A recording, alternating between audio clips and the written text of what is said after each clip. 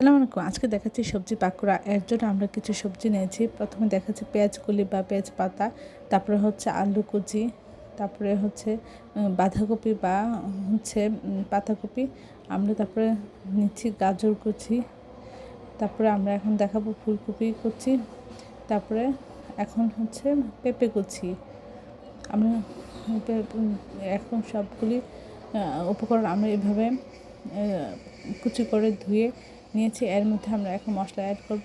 এর মধ্যে আদা চামচ আদা বাটা, আদা চামচ রসুন বাটা দিয়েছি এবং এর মধ্যে পরিমাণ মতো পেঁয়াজ কুচি এবং কাঁচামরিচ কুচি, আধা চামচ লবণ, আধা চামচ হলুদ গুঁড়ো, আধা চামচ ধনিয়া গুঁড়ো, আধা চামচ জিরা গুঁড়ো দিয়ে আমরা প্রথমে একটু আগে পেঁয়াজ কাঁচামরিচটা মাখিয়ে দেবো।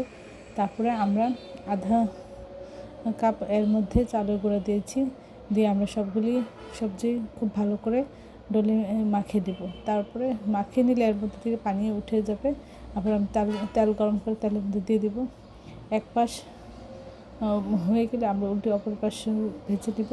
এটা একদিকে সিদ্ধ হতে থাকবে এবং অপর দিকে এটা নিচে দিয়ে মুচমুচে হতে থাকবে। অসম্ভব মজার এই পাকোড়াটা আশা করি শীতকালে আপনারা করে খাবেন।